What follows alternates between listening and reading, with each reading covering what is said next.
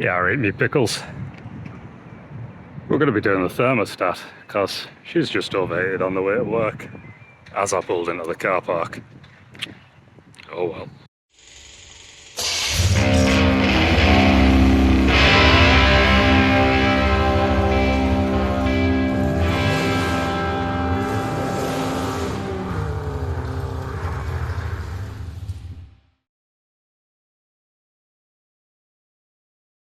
Alright folks, so since it's overheated, obviously I do want to check whether it's head gasket related or thermostat related.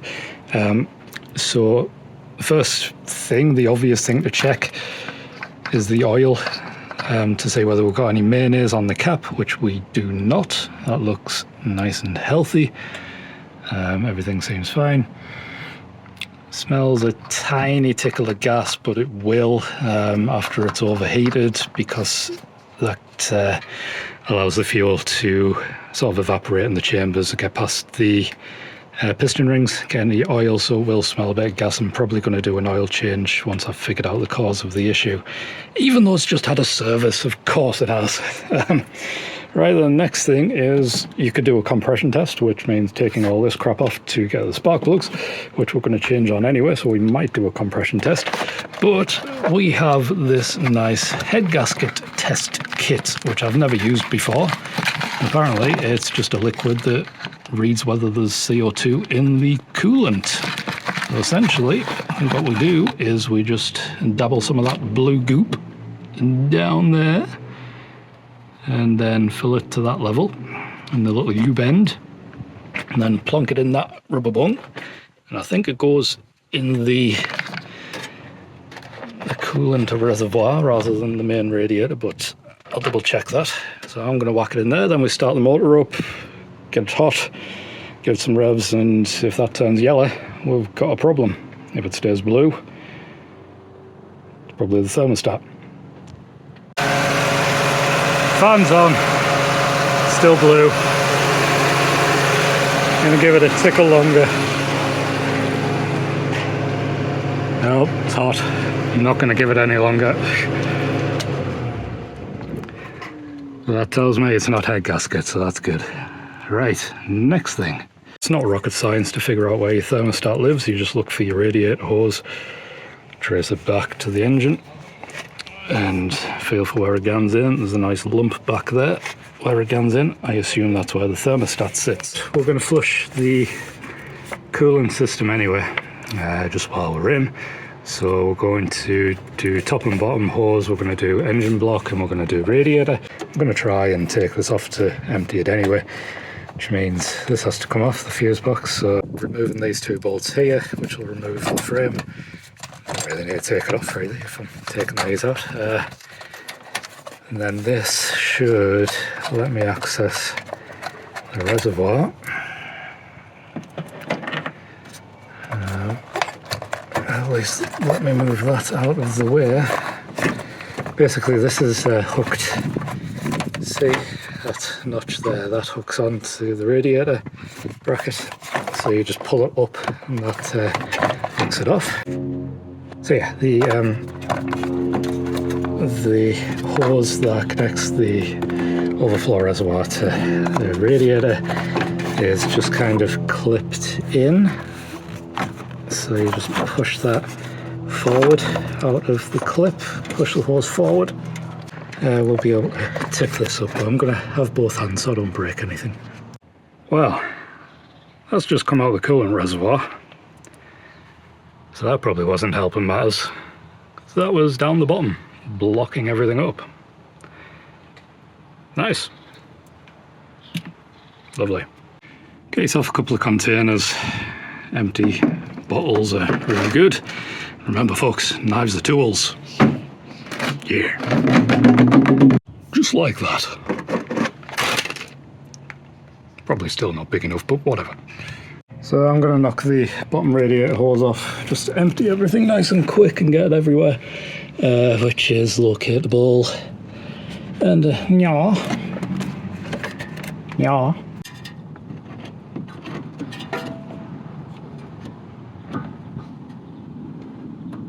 It's also really good to lie underneath the car when you're doing this, so you can guarantee that you get soaked.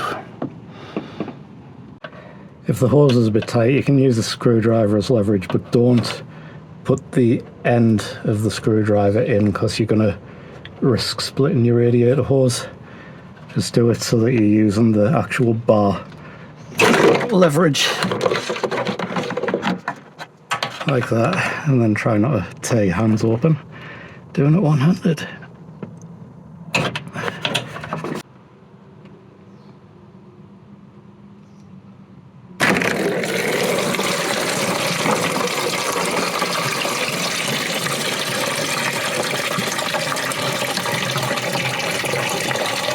Yep. Also do this when it's cold, otherwise that would have just like burnt us. I mean, it's still warm, yeah. So, I'm gonna have to start stripping bits. I'm gonna need this air box off, which is nice and simple by the look of it. There we go, get that out of the way. Some annoying clips on there that'll probably break if I touch them, so we'll not touch them. Yep, there we go. Just push that up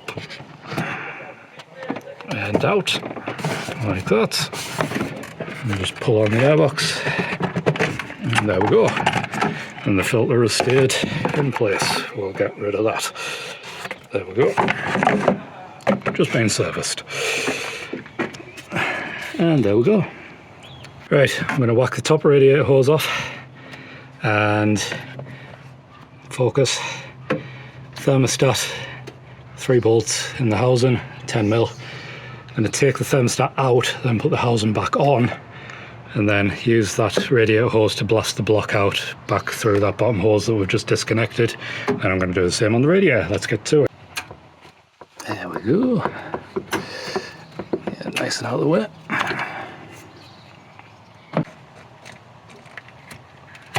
There we go. There's green ooze everywhere.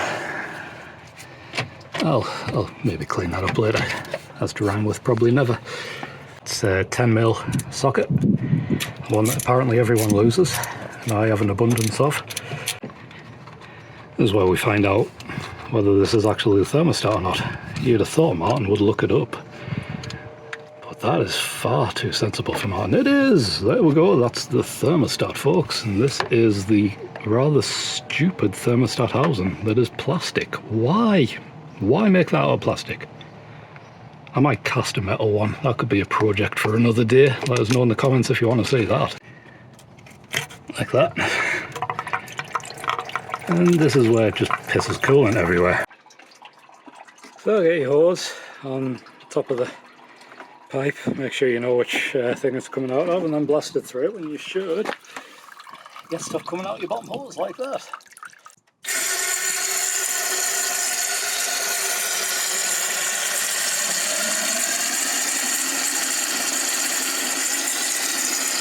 Well, got pissing out there because I didn't tighten it up that well. Okay, done that. So I've took the hose off the thermostat side, whacked it back to the top of the radiator because the bottom hose is still disconnected. I'm going to blast through that because it's easier to get the hose on this than trying to get in there. Clear all that crap out. Okay, so I'm going to take a nice fresh blade and just clean up that mating surface around here, etc.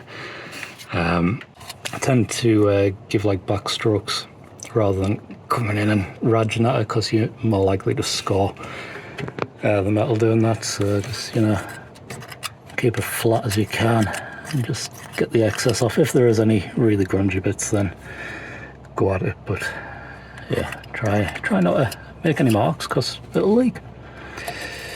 It'll leak. So I got this stuff. I mean, everything's running quite clear and free, so I don't think I need it, but I'm going to use it. It does say that you're meant to run it for 45 minutes, which ain't going to happen if this thing starts getting hot, but we'll see. So lob that in, top up with water, and run. Right, so I'm running that in. It's been going for about 12 minutes or so. Okay, all that's done, so we're going to whack the thermostat back in. This is the blueprint one from Dan Bell, who overnighted it. Absolutely fantastic service, highly recommend. Going to whack that in, make sure it's seated, and job's a good one. Right, everything's back together. Just bleeding the coolant. Kind of like do it this way, like putting a funnel in, try and mop up the best of the spillage you can. Just shove the funnel on down in there and let it bubble through coolant rather than sucking in loads of air, so just keep that topped up. You'll see as it starts getting hotter, it'll rise the level and bubble. And that'll bleed the air out of it. There you go. And just keep an eye on the level obviously as well. So then, my fellow humans, it is the next day. I've driven the cube into work and it's fine, thankfully.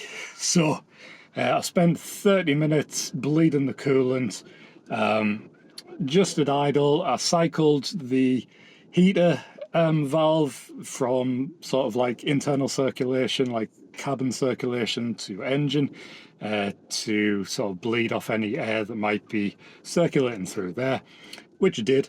You could see it bubbling up. So that was great. There was no idiot light came on during that process. I even ran it with the AC on, even though the AC is not working anymore for some reason. I don't know. And again, no idiot light came on. So while it was hot yesterday, I ragged it round. I mean, drove spiritedly around my local neighbourhood. I mean, private roads. And used like the kick down on the automatic transmission to get the revs up, things like that. Cycled the overdrive on and off. Just basically anything to try and overheat it, stress it a little bit, you know. And it was fine. So everything's good. Everything's peachy. I've still got a bottle of coolant in the back of the cube just in case, you know. If you're watching this and you haven't managed to sort out your overheating problem, please remember, do a head gasket test, do a compression test if you've got access to a compression test tool, and that'll rule out any potential head gasket problems or warped head problems. The only other things I could think of off the top of my head is the coolant temperature sensor might be on its way out, so you might want to replace that. I think they're about 20 quid. So, I mean, I might do one anyway, because I don't think this will have ever had a new one. The other thing's water pump. That's not necessarily a job to tackle on your own unless you're really confident. I'm probably going to be getting the belts changed on this soon anyway, so I might get the water pump done at the same time. It's usually just good practice. Alright, so I'll do the usual YouTube thing of saying like, comment, share, all of that jazz. Definitely comment if you want anything else on the cube covering. I'm going to be doing spark plugs and AC, so let me know if you want to see that. And I'm about to say the magic S word that every YouTuber says, but here's a little magic trick for sticking around so long, maybe. If you just look down there on that little S button, the one that begins with S, when I say the word, I reckon that's going to light up. Let me know in the comments if it does or doesn't. Subscribe. You, and especially you, subscribe. Alright, cheers. I'll catch you next time, folks.